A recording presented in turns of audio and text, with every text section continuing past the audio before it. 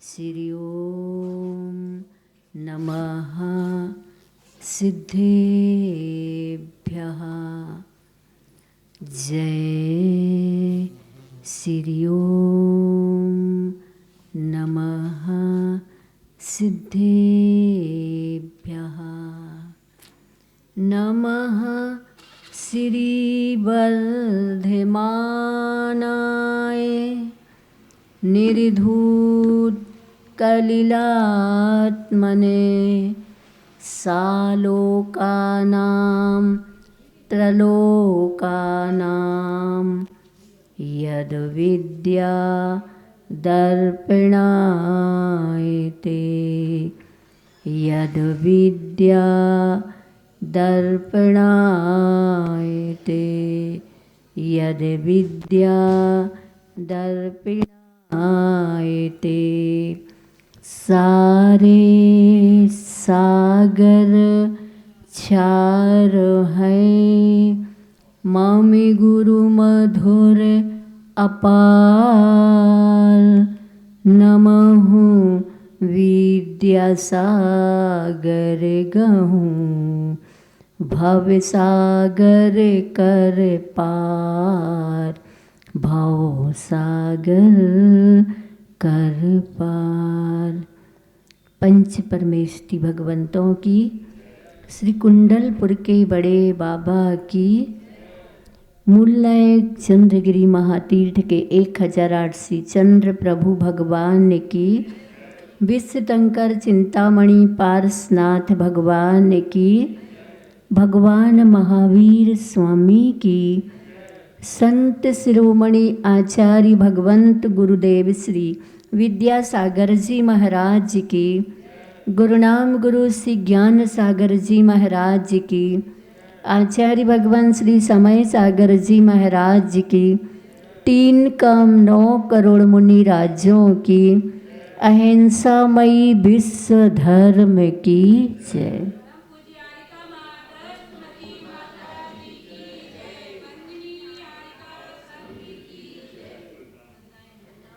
प्यारी प्यारी भव्यात्माओं, गुरु वैष्णव भक्ति निर्झर के संदर्भ में प्रशांत रूपाय दिगंबराय प्रभु के लिए यह वीतरागता और गुरु उस वीतरागता के उपासक वीतराग मुद्रा को धारण कर प्रभु मौन रहते हैं और गुरु हमें हित मित प्रिय वचन का उपदेश देशना देते हैं।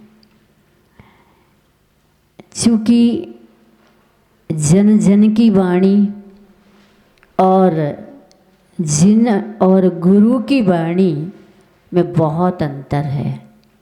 एक राग का समर्थक है जन जन की वाणी और एक वीतरागता की उपासक है जिन और गुरु की वाणी। सो आचार्य भगवंत ने छद्मस्तों के लिए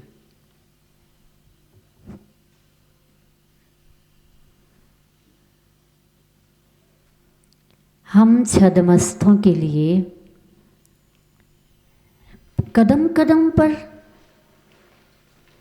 कुछ नया पाने की इच्छा होती है। तो हमें आचार्य जी ने साधना के मंथन से चिंतन से नए नए साहित्य के रूप में देशना दी है, जिससे हमारा मन लग जाए और मन भर जाए और विषय कसायों से खाली हो जाए। तो सुने और उन दोहा का दोहन भी करें।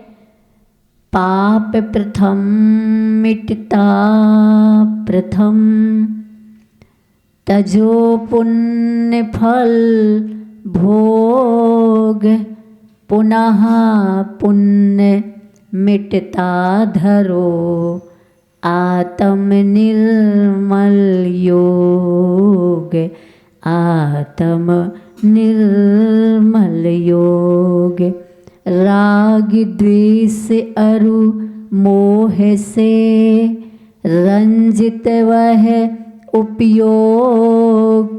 वसुविध विधि का नियम से, पाता दुख कर योग, पाता दुख कर योग। विराग समिकित मुनि लिए, जीता जीवन सार। कर्माश्रव से तब बचे, निज में करे विहार, निज में करे विहार। रागादिक के हेतु को, तजते अंबर छाँव। रागादिक पुनि मुनि मिटा, भजते संबर भाव, भजते संबर भाव। आचार्य जी का कहना है कि निर्जरा पाप की जाती है। क्या? निर्जरा पाप की जाती, नष्ट पाप को किया जाता है, पुण्य को नष्ट नहीं किया जाता। और जब पाप नष्ट हो जाता है तो फिर पुण्य का फल अरहंत दशा, पुण्य फला अरिहंता। ऐसा पुण्य कब बंधता है? तो आचार्य का कहना है तब बंधता है जब हमारा योग और उपयोग राग और देश मोह से रंजित ना हो। ये राग तो जानते हैं आप लोग क्या कहलाता है? जिससे मुझे चाहने की इच्छा होती है जिसको, वो राग है। द्वेष जिसको हमें नफरत होती है, जिससे अरति होती है, द्वेष होता है, वो द्वेष है। मोह इन दोनों में अटकाता है। मोह क्या करता है? अटकाता है। ये मोह रूपी सिक्के के दो पहलू, एक राग और एक द्वेष। जैसे सिक्के के दो पहलू होते, एक चित्त और एक पट। तो ऐसे ही तो ये मोह अटकाता है, भ्रमित करता है। क्योंकि द्वेष यानी नफरत, नहीं इच्छा करना, ये द्वेष नहीं है, बीत राग। क्या? राग गया तो फिर पदार्थ सुख दुख का कारण नहीं है, पदार्थ अच्छा और बुरा नहीं है। हमारी सोच और अच्छी और बुरी हमारे ही मन पर निर्भर करती है। हम जिससे घृणा करते हैं, नफरत करते हैं जिस वस्तु से, उसको कोई ना कोई तो चाहता है। क्या? जो बुरी वस्तुएं हमारी दृष्टि में, उसको कोई ना कोई तो चाहता है, वो किसी के लिए इष्ट है। क्योंकि पदार्थ के परिणमन निमित्त को पाकर के अनेक रूप में हो जाते हैं। वही फल ताजे ताजे आपको इष्ट है, लेकिन जब फल सड़ जाते हैं तो वो जानवरों को इष्ट लगते हैं। इष्ट हो नहीं जाते, वो तो इष्ट लगते हैं। तो ये तो मन की विशेषता है। सो हमें अब क्या करना है? हमें भी गुरु वर्णम के गवाक्ष से पोस्टमैन बनना है। क्या कहा जिसने एक बार? आप सबको पोस्टमैन बन जाना चाहिए। पोस्टमैन क्या करता था? आज का तो जमाना है ही नहीं ना, पोस्टमैन पत्र देने आते ही नहीं होता था।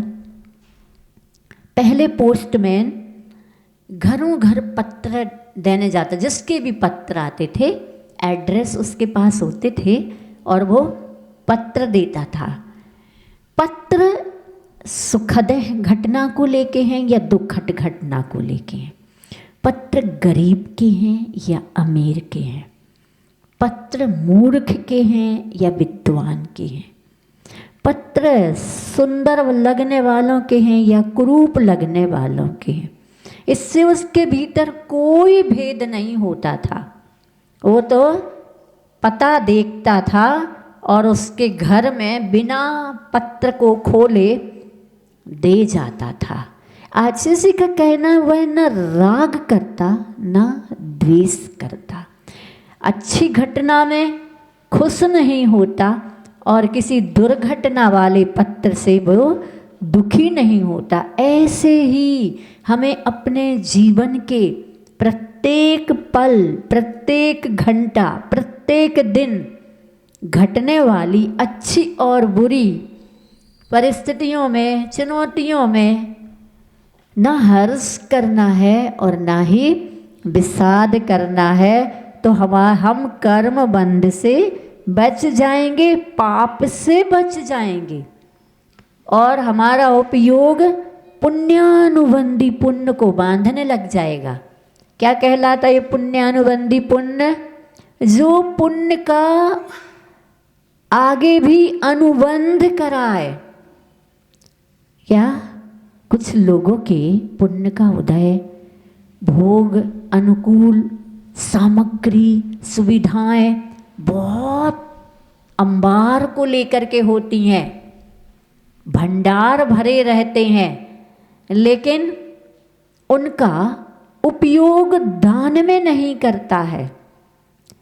उनका उपयोग सत पात्र के दान में नहीं, मध्यम पात्र के दान में नहीं, जघन्य पात्र के भी दान में नहीं और करुणा दान में नहीं।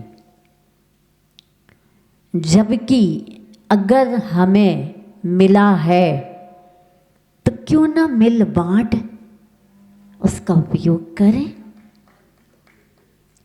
हम अपनों के लिए तो मिल बांट के करते हैं, लेकिन हम पड़ोसी के लिए भी मिल बांट करके उसका उपयोग करेंगे। तो एक जगह आचिसी की देशना में ये कहा गया है, इससे बढ़कर के राष्ट्र हित और कोई हो ही नहीं सकता है। हम अपनों का हित स्वार्थ बस चाहते हैं। क्या हम अपनों का हित स्वार्थ बस चाहते हैं? इन दुर्योधन की दृष्टि वाले तो इस दुनिया में पूरी दुनिया ही समझ लो। दुर्योधन क्या कहता है? सब कुछ अपना है। युधिष्ठिर क्या कहते हैं? सब कुछ अपनों का है। भगवान क्या कहते हैं? सर्वस्व का है। क्या गुरु संत क्या कहते हैं? सबके हैं, सबको सबका है। ये ने आचिसी जी हमें गुरु मिले, वो कभी किसी में भेद नहीं करते थे। तो ये दृष्टि क्या होती है? ये भगवान की दृष्टि होती है। कम से कम हम अपनी दुर्योधन की सोच की दृष्टि से पांडवों की सोच की दृष्टि बनाए, और अगर ये दृष्टिकोण बन जाएगा तो निश्चित है हमारा तो पुण्यानुबंधी पुण्य प्रारंभ हो जाएगा। पाप में पुण्य का खर्च नहीं होगा, पाप के नष्ट करने में पुण्य का खर्च होगा। कुछ लोग कहते हैं दान देना, आहार इत्यादि, औषधि इत्यादि, अथवा दूसरे को करुणा दान देना, ये सब कर्म बंद होता है, इससे पुण्य कर्म का बंद होता है। तो बंद तो समय सार में कहा है, सो पाप सो पुण्य।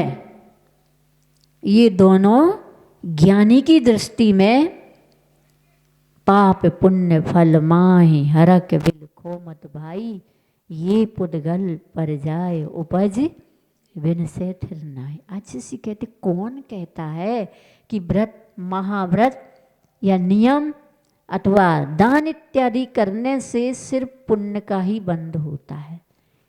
अरे उसके पाप का आश्रव होता है, और ऐसे पुण्य का बंध होता है कि फिर वह चारु दत्त से दारू दत्त नहीं बनेगा। क्या कहा आचिसी ने? फिर चारु दत्त से दारू दत्त नहीं बनेगा। चारु दत्त समय सार का स्वाध्याय करता था। मैं शुद्ध हूँ, मैं बुद्ध हूँ, पर से मैं भिन्न हूँ। शादी कर दी माता पिता ने, राजा ने, 56 कोटि दीनारों का स्वामी उसका पिता। उसने सोचा इकलौता पुत्र है, कहीं संसार ना छोड़ दे। शादी कर दी बहुत सुंदर राजकुमारी से। अब वह राजकुमारी को भी कहे कि संसार असार है, तुम मुझसे भिन्न हो, हमारा शरीर ही हमसे भिन्न है। माँ को बड़ी चिंता हो गई, तो माँ ने अपने भाई को कहा, और राक्षसी कहते हैं संबंधों ने चारुदत्त को दारुदत्त बना दिया, और दारुदत्त बनाया, व्यसनी हो गया और वेश्या के यहीं रह गया। 56 कोटि दीनारें सब वेश्या के घर चली गई। ऐसे ही हमारी जब चेतना चारुदत्त है, लेकिन जब वह पर पदार्थों से आकर्षित होती है, राग और द्वेष करती है, असंख्यात लोक प्रमाण अध्यवसायन भाव करती, दारुदत्त बनी, नशे में है नशे में नहीं। क्यों?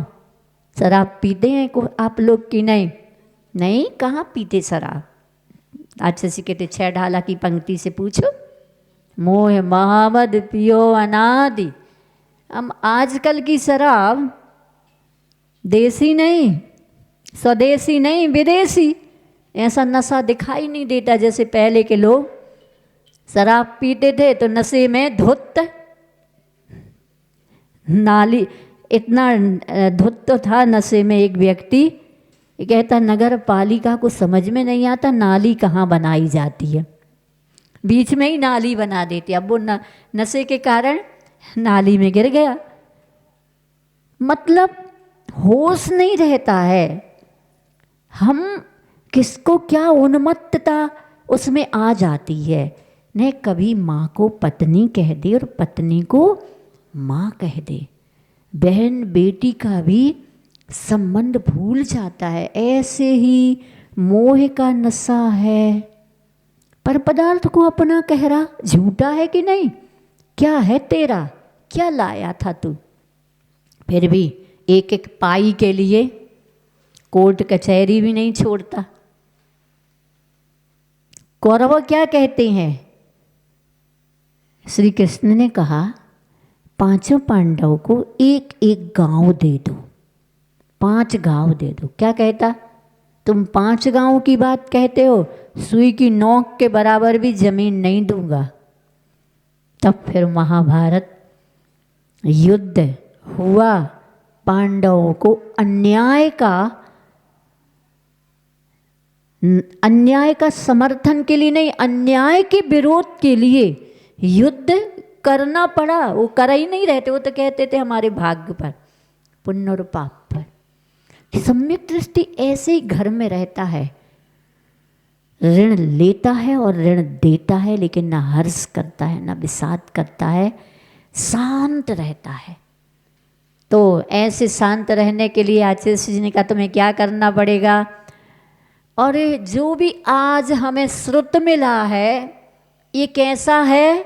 जैसे कि समुद्र है, श्रुत तो समुद्र की तरह है। अब समुद्र सूख जाए तो बीच में थोड़ा सा पानी रह जाता है, यही समझो हमें इतना ही श्रुत मिला है। समुद्र तो है ही नहीं, हमारे सामने द्वादशांग है, मिला ही नहीं। ये जो शास्त्र है ना, ये बीच में पानी जो है पूरा सूख गया है और बीच में कुछ कुछ पानी है, वो हमें मिला। अब उसमें से सारभूत तू पी ले।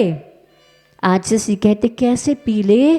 तो माँ जैसे अपने छोटे से बच्चे को चलाना सिखाती है ना, और एक बेटा एक एक कदम धीरे धीरे उठा और रखो, ऐसे ही जिनवाणी माँ हमें कहती है तू अधिक नहीं, बहुत नहीं, क्या बहुत नहीं, तू कम ही सही, एक ही कदम सही, लेकिन धीरे धीरे श्वास ले और सही सही श्रुत के साथ चल, श्रुत के शास्त्र के पीछे चल, तेरा कल्याण हो जाएगा। इसलिए तो शमंत्र भद्र जी ने श्रावकों के लिए क्या कहा है? तू अणुव्रत ही ग्रहण कर। क्या? तो धीरे धीरे अणु अर्थात छोटे व्रतों को धारण कर और सीख घर में रह करके और सिखाओ भी घर में रह करके। ये घर ही तुम्हें शिक्षा देगा। शास्त्र तो तुम नहीं भी पढ़ो तो चलेगा, इन घर में एक एक सदस्य के। अब घर में कम लोग हैं तो पड़ोसी को देखो, पड़ोसी भी नहीं दिखता है तो आपके पास मोबाइल है। दुनिया भर की, गूगल से दुनिया भर की अच्छी बुरी सब प्रकार की घटनाएं सब आपके सामने। ये क्या है? इसको राग और देश की दृष्टि से मत देखना। संसार ऐसा है, पुण्य के उदय में ऐसा और पाप के उदय में ऐसा, और जो पुण्य और पाप से ऊपर उठता है उनका जीवन ऐसा। तू पढ़ सकता है, अपने घर के लोगों के भावों को पढ़ सकता है। एक रात में इतिहास बदल जाता है। जब चारुदत्त दारूदत्त बन गया, 56 कोटि दीनारें सब समाप्त हो गई, तो उसी बसंत माला नहीं, वेश्या का नाम क्या था? बसंत सेना, जो भी था उसका नाम भी बसंत तिलका होगा, कोई भी था नाम। उसने भी क्या किया? अब समझ में आ गया कि चारुदत्त का पैसा समाप्त हो चुका है, तो उसने क्या किया? उसको नशे में डाला, खूब नशा कराया और सुबह पाखाने में फेंक दिया। तो चारुदत्त को भी फिर होश आया और पीछे के पीछे ही भागा घर। दृष्टि मिल गई उसको कि दुनिया का सिर्फ प्रेम है, वो धन दौलत से है। नगर नारी को प्यार यथा कादे में है अमल है, और उसको वह दृष्टि मिली और उसने, चूंकि वेश्या की पुत्री उससे प्रेम करती थी और वो किसी से भी प्रेम नहीं करती थी, सिर्फ चारुदत्त से, और उस अकेले चारुदत्त से प्रेम करती थी। तो फिर वह भी पहुंच गई। वेश्या ने, उसकी माँ ने बहुत समझाया, नहीं बेटी अपना धंधा है, ये अपना बिजनेस है, तू नहीं जा। उसने कहा नहीं, जहाँ मेरा पति है वहीं पर मैं भी जाऊंगी। और 56 कोटि दीनारें समाप्त हो गई थी। उनका महल जो भी था बिक गया था, किराए पर रख दिया था। माँ थी अकेले और उसकी पत्नी थी, पिता की मृत्यु हो चुकी थी, धर्मशाला के एक कमरे में रुके हुए थे। उसने पूछा आसपास से, क्यों वो थे वो कहाँ है? बोले वो तो उनके बेटे ने पूरा समाप्त बर्बाद कर दिया, अब पिता तो है नहीं, उसका बेटा तो उसमें भी नहीं आया था। उसी से बात बता रहे लोग। और अब उसकी माँ है और वो धर्मशाला के कमरे में है। ये जाता है, द्वार खटखटाता है, माँ खोलती है, कहती बेटा सुबह का भूला तो शाम को वापस आ गया। भूला नहीं कहा था। माँ के चरण स्पर्श किए और अपनी पत्नी को अपनाया और गृहस्थ धर्म प्रारंभ किया। जैसा उसका पहले संस्कार था उसी संस्कार के साथ। क्या है ये? फिर उसने बहुत घोर पश्चाताप किया, पुनः दारूदत्त से चारुदत्त बन गया। हम कब ऐसे लौटेंगे? ऐसा प्रत्येक व्यसन करने वाले को सोचना चाहिए, पाप करने वाले को सोचना चाहिए। तो इसके लिए आपने क्रमशः अहिंसाणुव्रत, सत्याणुव्रत और आचर्याणुव्रत को सुना, और आज अपन सुनेंगे ब्रह्मचर्याणुव्रत, जो 59 नंबर के श्लोक पर है। न तु परदारान गच्छति, न तु परदारान गच्छति, न परान गमयति च पाप भीतिर्यत्, न परान गमयति च पाप भीतिर्यत्, सा परदार निर्वृत्ति सदार संतोष नामापि।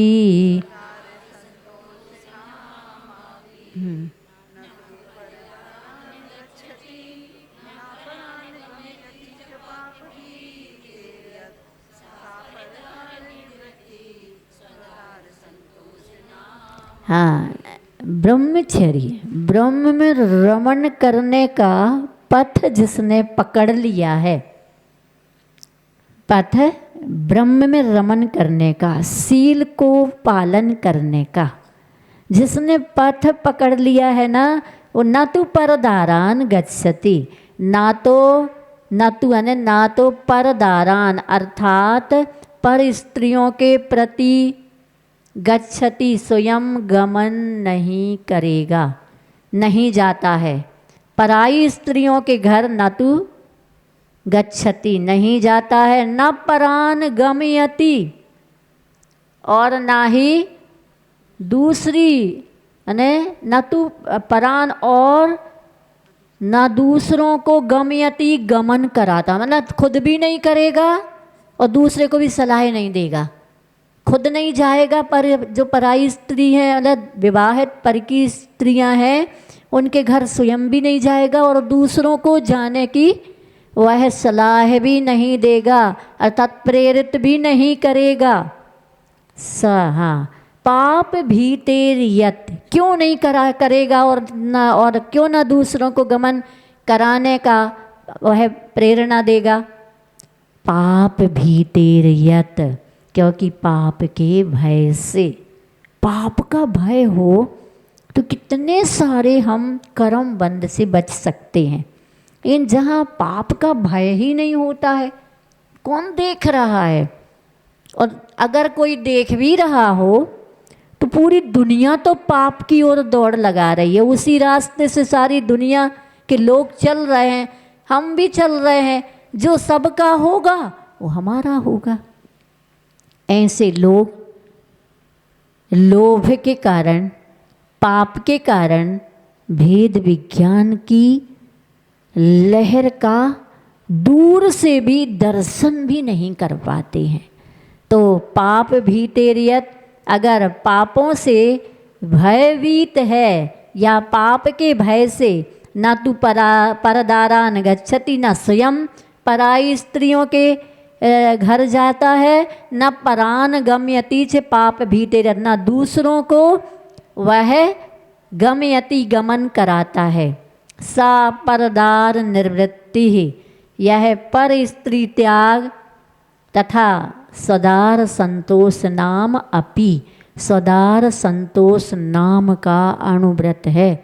आचार्य जी का कहना है, स्वामी समंत्र भद्र जी ने ये सदार संतोष व्रत को भी अखंड ब्रह्मचर्य व्रत कहा है, क्योंकि जिसको पाप से भीति है वो अपनी पत्नी के साथ भी वह एक सीमित व्यवहार करेगा, सीमित ही वह अब ब्रह्म में रहेगा।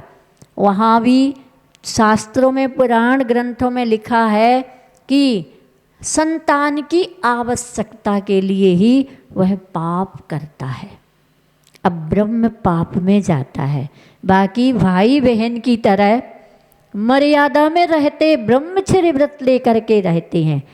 आचार्य जी का इस भारतवर्ष में वर्षों तक रहना हुआ और गृहस्थों ने भी और बाल ब्रह्मचारिणियों ने इस व्रत के महत्व को समझा।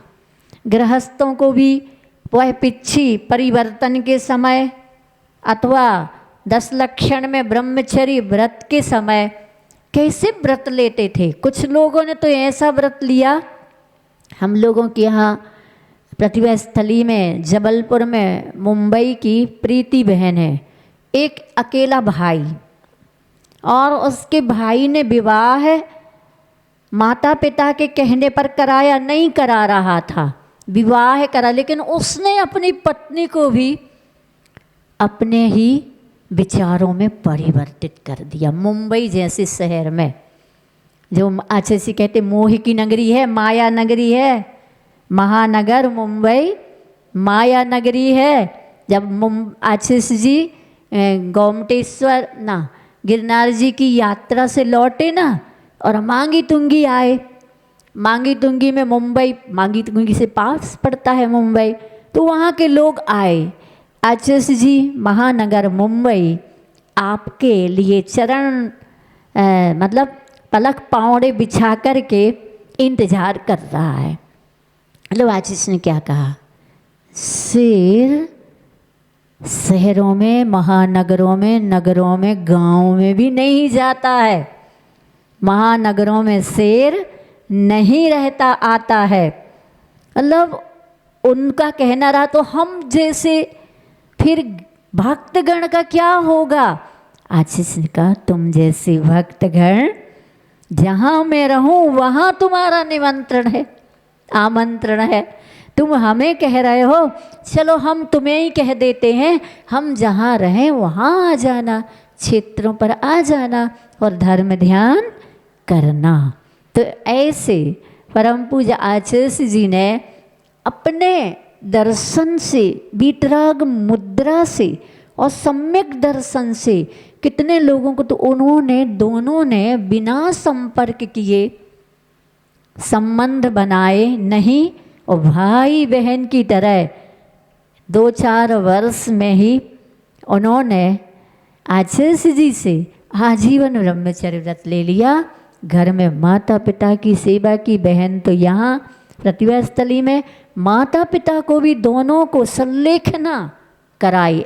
एक पिताजी की तो उनके खजुराहो में अच्छी संलेखना हुई, उत्कृष्ट संलेखना, और माँ की घर में ही संलेखना उन्होंने। और अब उनको आचार्य का संकेत था कि अब वहीं पर एक ऐसा आश्रम खोल लो जिसमें तुम लोग भी गृहस्थ में जिसकी भी संलेखना कराओ, लेने के भाव बनाओ, इस प्रकार से धर्म ध्यान करो। सर्विस करते थे। ऐसे एक नहीं, हमने तो एक का उदाहरण दिया, ऐसे अनेकों हैं।